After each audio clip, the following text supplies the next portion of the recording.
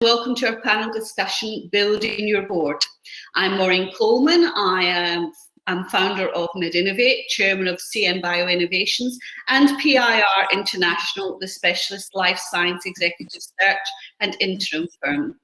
At PIR, we are always trying to help biotech clients build better and fit-for-purpose boards. But what does a better board look like in today's climate? Is there an optimum board composition, and how does that vary with the stage of development of the company?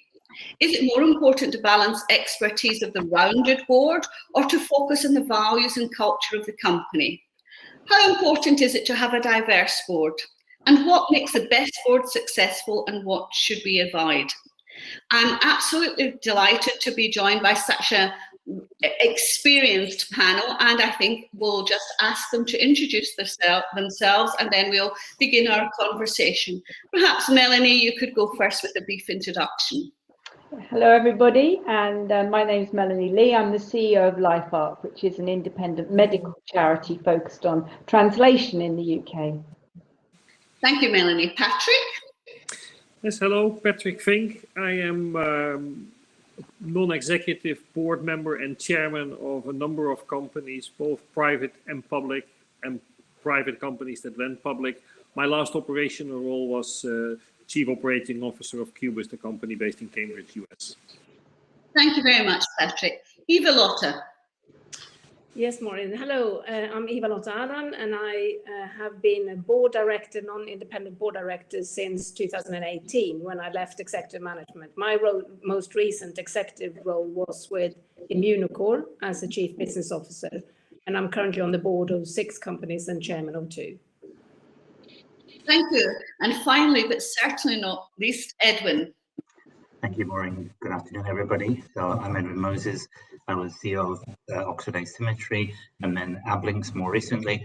And I'm since taken up the position as non-executive director of 4 different companies around Europe, 1 in Holland, 1 in France, and 2 in the UK.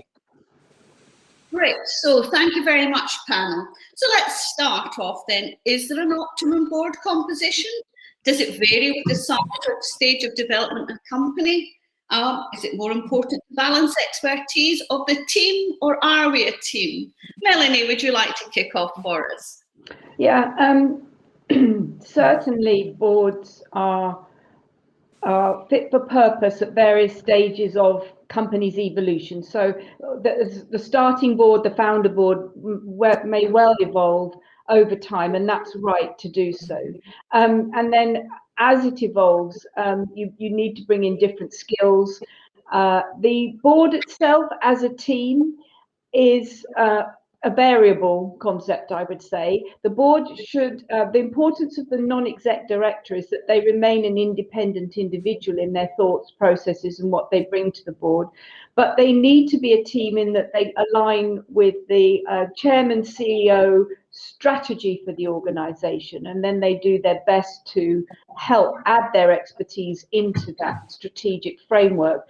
However, you do find that it depends on what type of company you're talking about in its stage, whether or not you achieve that alignment around strategy, or sometimes in very early boards, because strategy is forming and developing, you see very mixed aspirations, and that needs managing too. So it's really chairman CEO relationship that helps to steer the nature and content of a board. Thank you. And Edwin, I think you had some views on the importance of the NED role in being able to facilitate such board constructions. Yeah, I think it's very important. I agree with what Melanie said, of course. I think the chairman CEO relationship is really quite a critical one, and ideally to get to a point of an independent chairman as early in the company's life as you possibly can. I think that makes a large difference. I think around the table, as Melanie said, the independence of directors is important, and I think that when you have a mix of invested directors and independent directors, it's also, I think, key to ensure that you have board meetings and then separately shareholder meetings. Too often, I think you can see that the boards sort of descend into a mixture of both of those, and I think that's unhealthy. And I think a strong chairman insists on separating those two as quite different features of the company's board activity. And so you would keep all the shareholders? Many times the investor positions require shareholder involvement on the board at certain positions. How do you manage that transition and making sure that their views are not dominating, perhaps? Yeah, I think it's a key question. I think that the companies are naturally, the boards of companies at the early stage have investors around the board table. I think that the company progresses very well when it can add independent directors to that and increase the proportion of independent directors, so it's not just one. I've been in the case when I was the first independent brought in. I think there were 8 or 9 other investor directors around the table, so I was the only voice. And it's I'll use the word interesting carefully. It was an interesting position to be in. So I think it's really important for the company to get independent directors staffing the board, to take advantage of the investor directors, most certainly in terms of their experience, the networks they bring, particularly in multiple financing rounds. They're key to those future financing rounds. But I think the independent non-executives can bring a longer term view, and obviously a view which is based on the company's agenda rather than necessarily the individual investors' agenda. And in seeking a non-executive director, are you primarily looking to complement expertise, or are you looking for a culture fit? Is there anything that would predominate? Eva-Lotta, do you have any thoughts on that? Yeah, I think that there is a certain amount of expertise often required from the independent director, because many of, not all, but many of the investor directors have not necessarily been building a biotech company. They've been on the other side of the fence. So I think, bringing that expertise, I personally find can be quite helpful, particularly when there are investor director dominated boards. And also maybe perhaps sometimes understand what the executive team is aiming at, and supporting them in that sense, when sometimes you see investor directors clearly, feeling a little bit compromised with respect to their own personal agenda versus what's best for the company. And I think the independent director has a role there as well to keep it balanced. And are we always looking for expertise that rounds out the whole? Or is the expertise of the person involved on the board not necessarily the most important aspect? Might it be a softer skill that you're looking for? Is there a balance to be sought? Does anyone have any views? Patrick, what's your thoughts on that? Yeah. I think, as always, it depends. I think subject matter expertise, specifically for a therapeutic area, is helpful and sometimes essential, especially in the earlier stage of the development of such a company. But rather quickly, as Edwin said, if you're going to add non-executives, you're going to add them based on the increasing needs of a company that is growing from a concept to a company. And I think at that time, I wouldn't even call it softer skill, but more the company building skills, which are therapeutic area agnostic in a way, then become more important in terms of capabilities that you're adding. So the stage will quickly evolve, hopefully, if the company does what it is meant to do. And I think another thing what we should not forget is a role of that NED versus investor directors is also to help creating alignment. Syndicates of investors are aligned usually at the start, but then interest could diverge. And I think NED's perspectives can help aligning a board around the objective for the company. So that's another, and that is something, again, a skill you would be looking both for the non-executive or executive chairman, as well as for NEDs. Yeah. Melanie? I think the NED role is really important. I think it does change as companies go from private to public as well. I think that, very, very different feel completely of a board as it transitions from one place to another. I have actually also seen situations where a senior independent director is needed, and in that situation it can be, for example, where you have a difference of opinion between, say, a chairman and CEO, and in that situation that capability and the personal traits of the senior independent director were really important to facilitating a way out of the situation. You know, boards are quite complex places. They're not, it's not like we do our day job and you can just walk in and be great on a board. There's a lot of learning and understanding needed.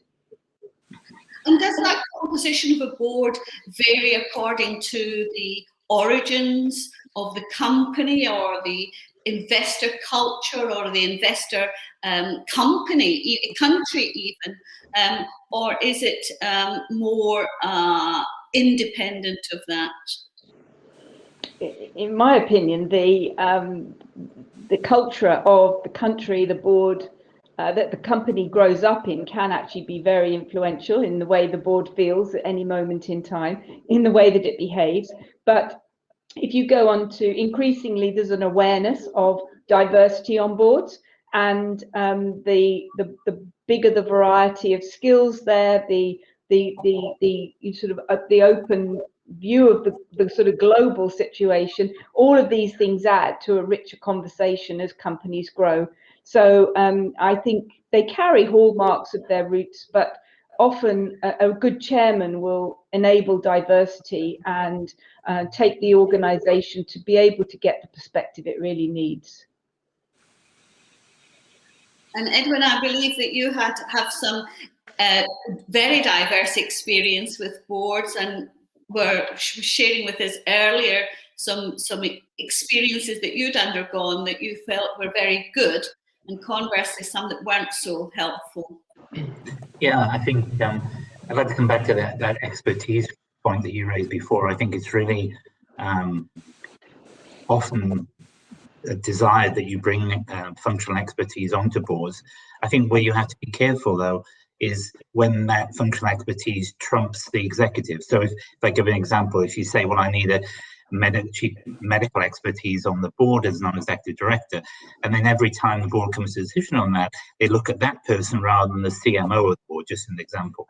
And I think there the chair and the NEDs have to be quite careful not to make sure that they don't undermine the authority of the executive when you bring those experts in. And I think one of the ways of handling that, which comes back to sort of the experience I've had, is to make sure that the executive function there really communicates very thoroughly with the expert in advance of the board meetings, so that they speak with one voice as much as possible in the board meetings rather than trying to outdo each other. I think this cultural question raised, having worked around Europe a lot, I think it's there are clearly differences whether you're in a French company or a Dutch company or an English company, but I think the biggest differences are between companies themselves. And I think that what I'm constantly fascinated by, and it's one of the things that gets me up in the morning, is the very different cultures you can walk into in different board meetings. It's like different worlds that you walk into, and different languages, and I mean that really, the code words the different boards use, the style of the board meetings.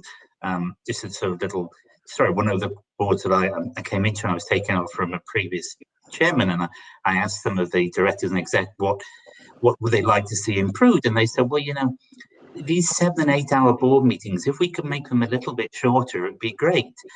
Well, you know, I sort of get very tired after about 2.5 hours. I'm about done by then. And so the idea that you would have a whole day, constant 8 hour board meeting where people just drifted from subject to subject, but that was the culture that would have been going on in that, and it had been completely, you know, successful in doing that. So I think seeing how those cultures are, and then really hopefully adapting them to perhaps more efficient ways going forward.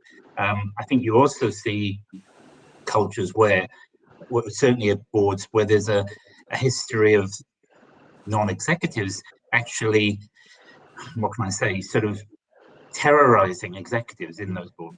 So you walk in and you see, I remember one board meeting where I was going for the first time into the board, and the exec who I'd got to know a little bit beforehand were getting nervous, red-faced before we walked in. And I actually said, well, what on earth is the matter? You know, and they were frightened to death of what had been happening to them in previous board meetings, because they were getting torn apart by individual directors. And we changed the mood of that. The executives changed the way that they behaved, and it was a, really positive step forward. So you see these, it's like families, it's like any sort of little situation where things can develop, which are quite unusual.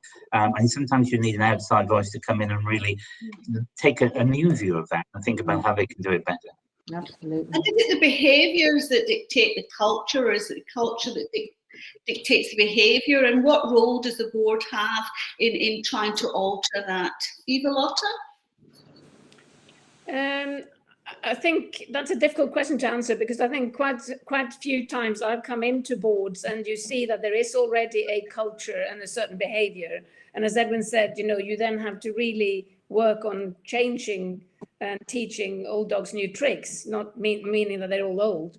But I think, you are looking for courteous, respectful board members that actually recognize each other's expertise.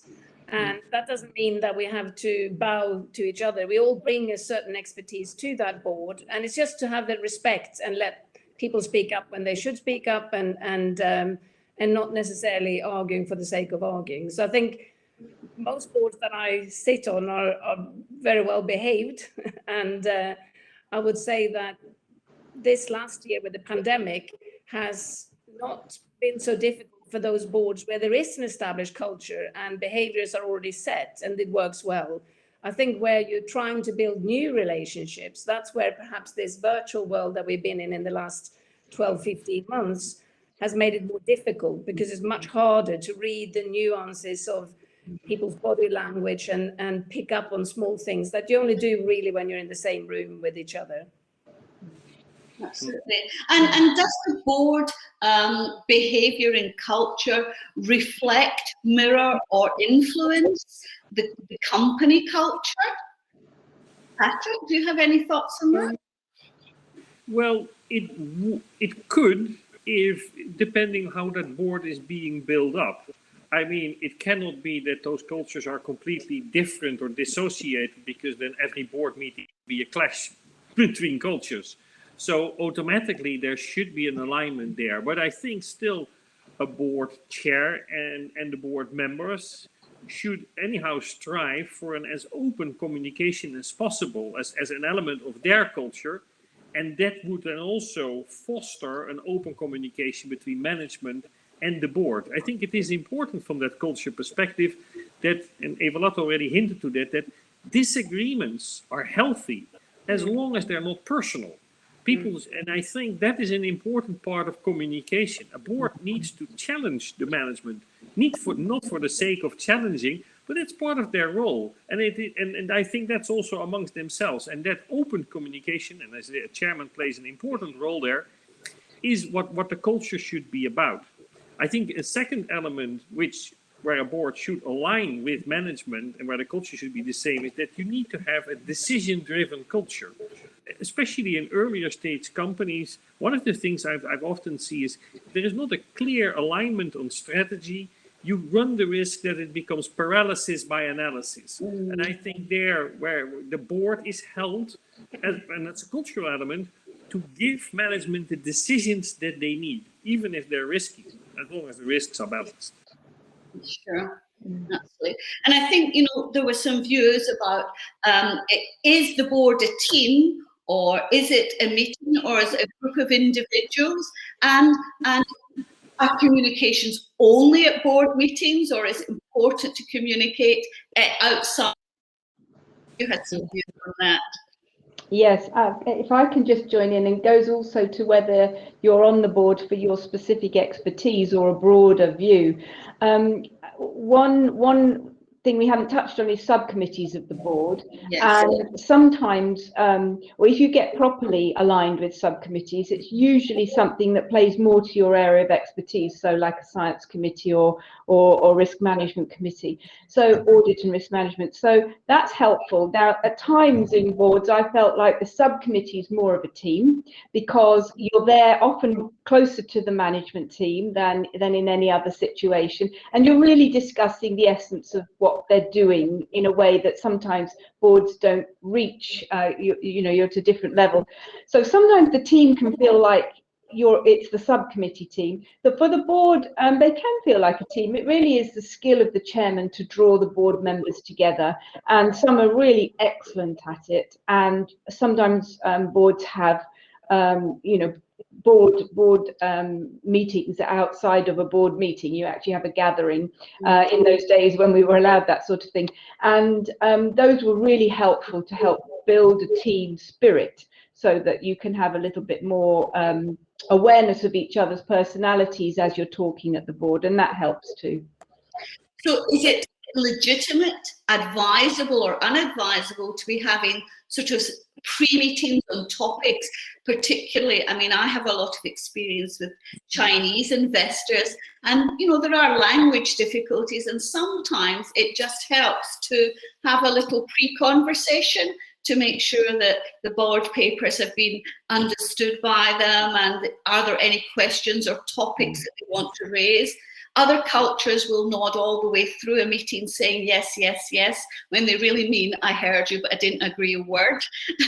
How do you draw these kinds of factors out and deal with them ahead of them becoming areas of conflict?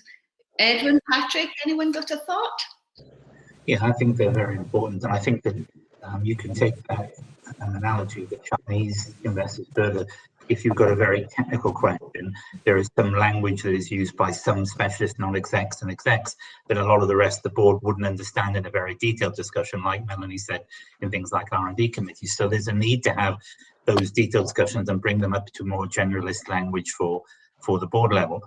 I think what always, as a previous sort of executive, amazes me with some boards or some approaches to boards is the idea that boards behave in a completely different way from meetings in companies all along. And the idea that I would have gone into a meeting in a company where I was working previously as an exec and not prepare at all, not have one-to-ones with appropriate people, is completely absurd. The idea that you'd walk in and hope for the best, that everybody understood what the issues were, and that you hadn't pre-discussed it. It's what you did. And I think sometimes you feel that boards believe that they operate in a different way altogether. Well, I don't believe so. I think that pre-work is absolutely critical to the effective functioning of boards. To clear up misunderstandings. I know from my chair point of view, when the board papers are distributed, I'm going around to all the board members before the board to say, well, is there anything that's of serious concern to you, anything standing out? So we can hear those things and see whether they're genuine disagreements, misunderstandings, whatever they may be, and give you some chance to talk some of those things through, rather than do those in the theatre of a board, where I feel that there you will see, particularly because the board is comprised of fairly strong egotistical characters who then in front of a whole bunch of their peers may act more than they would in a more sort of easy one-to-one situation. And I think it's more constructive then to have those discussions. So you're not hiding those discussions, but you're trying to get through the emotional parts and more challenging parts so that the board can be a more constructive environment. Yeah. Absolutely. And I think, diversity of opinion, diversity often seems to be currently still talked about in terms of gender or race or background. Well, I think we've got three women chairmen here, so we're doing okay, I think, in the biotech sector. But diversity of input, I think, as much as anything, is really important. Many large corporate company boards have a complete diversity of input, people from outside their sectors who think completely differently, or are artists. And certainly on one of the wound care companies I chair, having an FMC commercial expertise has been absolutely invaluable. Okay, he didn't know the buzzwords, he didn't know the sector, but he didn't have to make you think about the consumer or the patient at the end of it. Are we diverse enough in our inputs in biotech boards, life science boards? Patrick, perhaps? I think not. Partly it is also explicable, especially if we're talking about earlier stage companies. You have to understand this sector to understand what the key issues are that you're going to face in the next 2 to 3 years, what the key value inflection points are that you're going to help management build the company towards.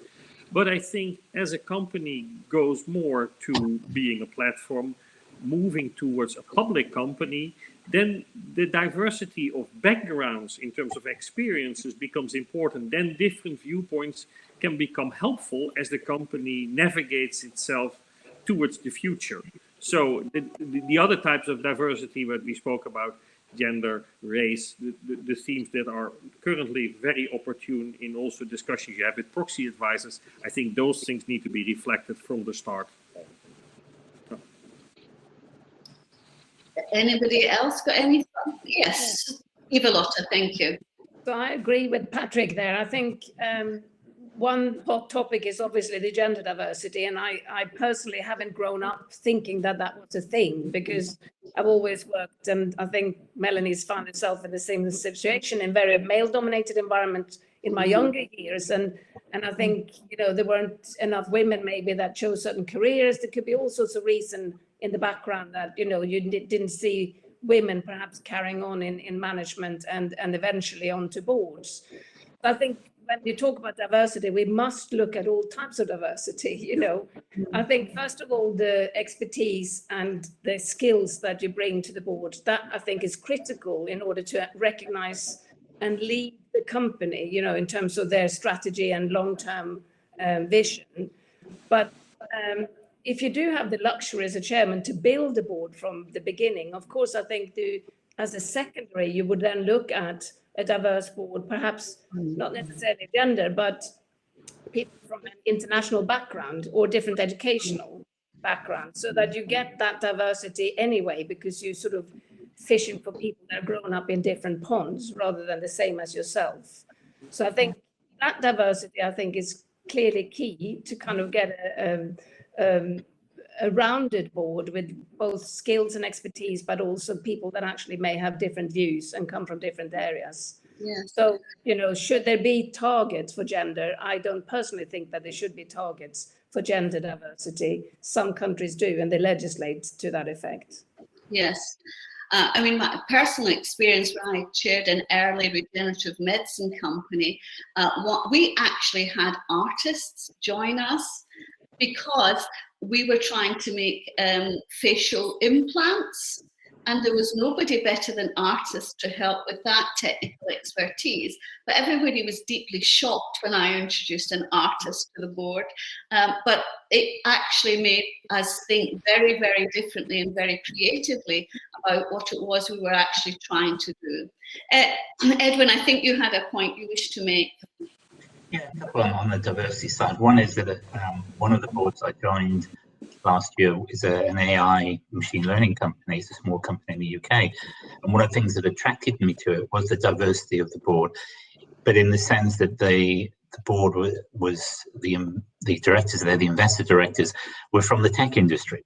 So that the CEO had actually got his investment, although it's a company that operates in the life sciences, because it's in AI, he'd gone to the West Coast and got tech investors involved. And as Patrick will know, these are quite a different breed altogether. They all seem about 18 years of age, have IQs of over 200, and have a very diverse background in terms of the way they see the application of their technology. So they're quick studies. They're interesting because they really do bring a new perspective, but of course they only have a superficial knowledge of the pharma development world. So that has its own pros and cons associated with it. I think so. It's a big attractant. I think I completely agree with Eva-Lotta, and we talked about this a lot in the past. I think these quotas I'm not a fan of, because I think it's actually disrespectful to the so-called minority groups to say because you're a woman or a certain color or a certain height or whatever that we want so many of you. I mean, I think it's just I find it very difficult. And the Dutch company I'm in, it's a 5-member board. There are 4 women and me. I came in when there was 1 other woman, and we were just developing the board. And the 3 best candidates we found were 3 women. We didn't go out and say we've got to make this a woman-populated board, but because it's a public company in Holland, the pressure is now starting to make me appoint a man to even up the gender balance, which I find completely bizarre. So I think there you just got to be very careful. But I think that that diversity of thought is important. And I was thinking about this in discussion. I think one of the things that causes a lack of diversity is is basically hiring board members that are friends of existing board members, which we will all be very used to, whether they're the VC's friends or the chairman's friend or whoever it might be.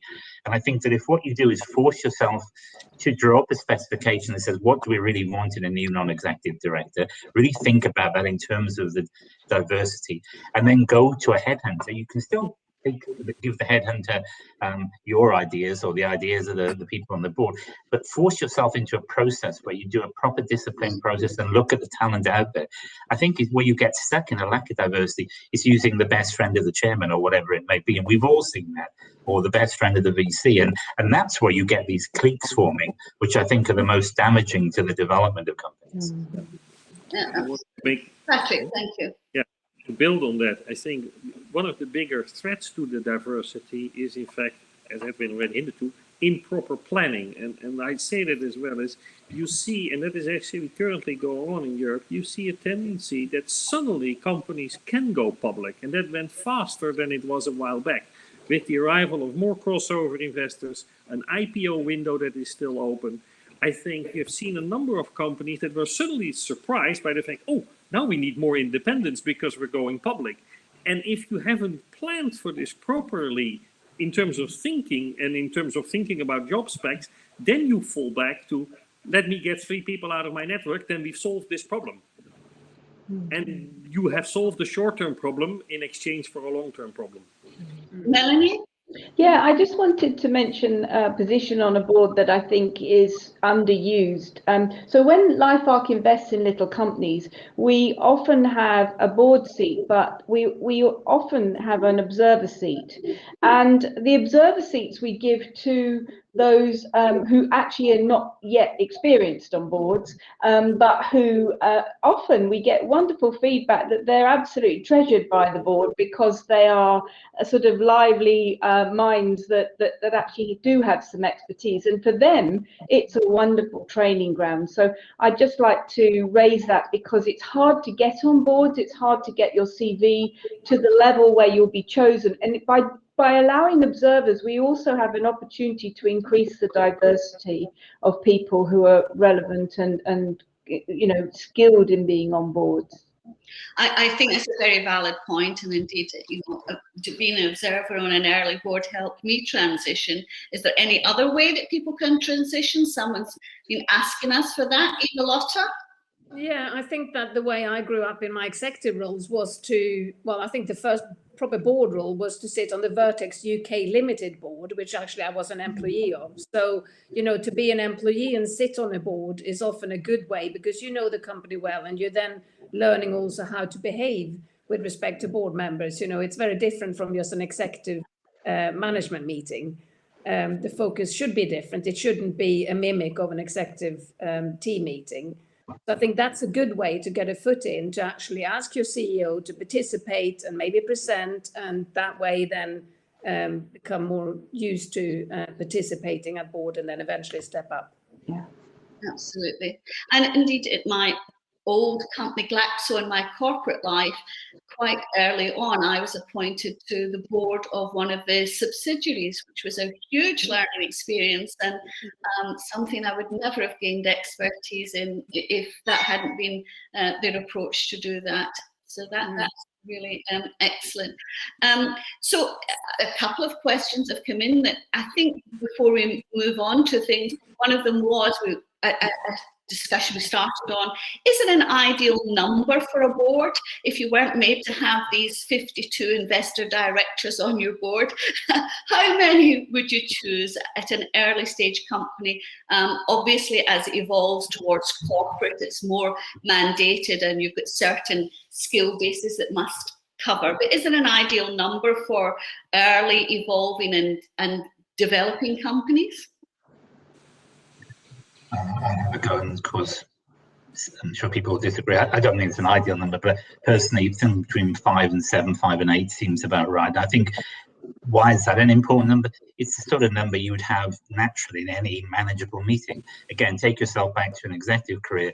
You wouldn't go into a meeting with 23 people in there generally. It wouldn't give anybody the chance to contribute. So I understand Melanie's like of observers, but I think the problem with observers is you have to decide what their function is. If they really are just sitting there observing, fine. But if there are just if there are 2 or 3 or 4 more people who are adding to that meeting and contributing, but not having the responsibility of the directors, I think that makes it quite a hard thing to run as the chairman. And I personally try to get rid of them ASAP if they're there, to be quite honest. And I think but I understand why they're a good learning ground. And just to come back to that learning ground question, one of the things that the companies I'm involved in do is make sure that their executives, just like you said, Maureen, get the chance to go out and take at least one non-executive position in other companies. Yeah.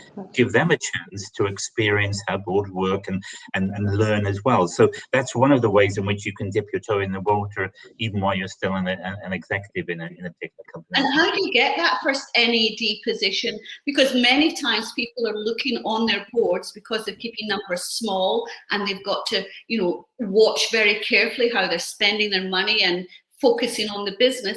How do you get that first hurdle of the NED role when you've not got that experience? What would you be looking for someone in that position to join your board? Eva-Lotta. I think it's most often expertise then, that particular individual is an executive in another company. And as Patrick said earlier, they may bring therapeutic area expertise, or they may bring business development expertise, or, manufacturing or regulatory expertise. And, that's why you perhaps are more interested in picking someone that's current and in industry still. And that's your opportunity if you're still an employee to then take on the extra curriculum position as well, which I also did, when I worked with Edwin at Applings and subsequently with Immunocore.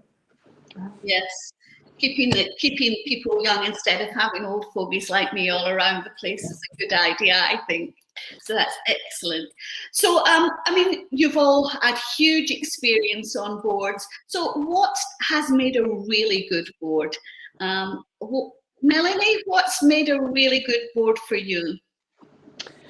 A really good board for me, as an NED on the board.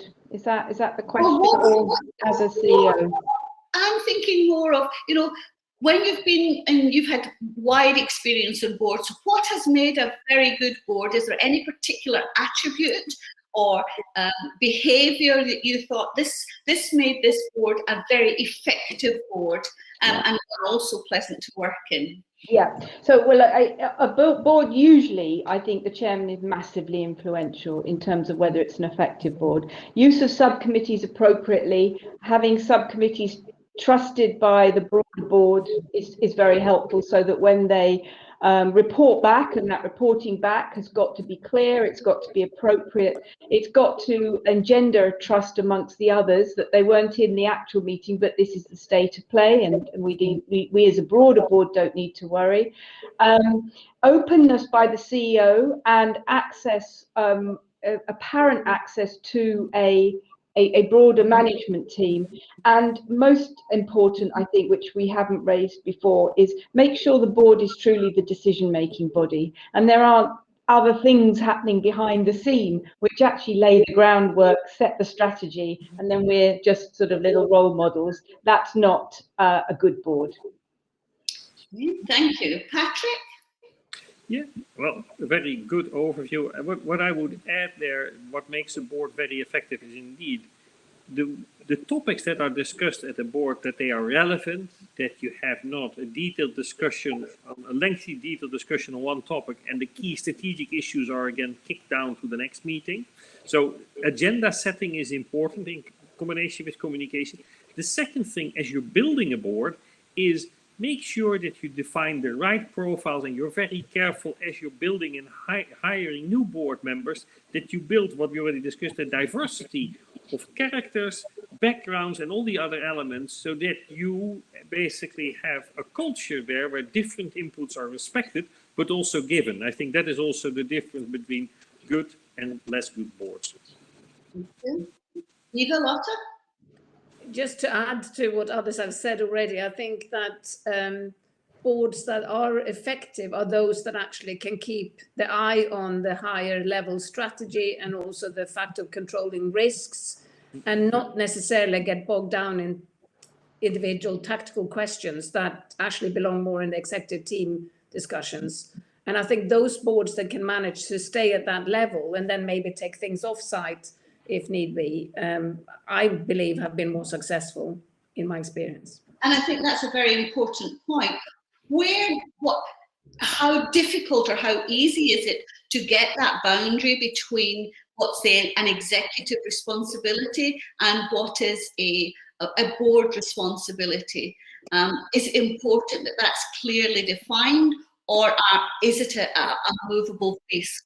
Edwin, do you have thoughts on that? You're very experienced in different levels of boards. Yeah, two thoughts. One on that particular question. I think the key for me in this, and as an ex-executive and then non-executive, is that the board has to let the executive run the company. And I think that it mustn't be in any debate. So it's got to challenge the executive, it's got to agree the strategy, all those sorts of things. But at the end of the day, if the CEO and his team are not making the decisions, there's something wrong. If the board's overruling and making decisions, get rid of the team. You get rid of the CEO, because you can't be in a position where the board's outflanking the management team all the time, making its own decisions. I think I'd like just to come back to the question about the sort of the good board functioning. Completely agree with what Melanie said as well on I think that access between the CEO and the chairman is critical. What we haven't talked about is the information that's supplied by the executive team to the board, because as board members, you're entirely dependent upon that information pack or flow or whatever you want to talk about. And quite often, again, when you come into companies, you see the information. I saw one the other day, the board got sent 80 slides about 2 days before the board meeting, of dense material. Who's going to read it? Who's going to be properly prepared? And getting that sorted out, the agenda sorted out, just like Patrick said, making sure that you do cover the important items and the strategic items aren't pushed away. So that would be one thought on good boards. What I also like just to bring up is a different thing, which is reflecting on how boards have actually operated. And I think one of the things you have to think about is how the board is going to operate in times of crisis. And if I look back into, it's a personal thing with the sale of Adlinks. The sale of Adlinks that was successful was down, in my mind, in addition, I hope, to the management team, to two independent non-executives on the board, two particular independents who stood out. And they stood out for a reason, and that was that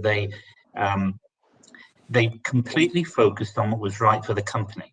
And I know that sounds very obvious and what everybody should do, but a number of the other directors in my mind got completely distracted by other things, and they didn't.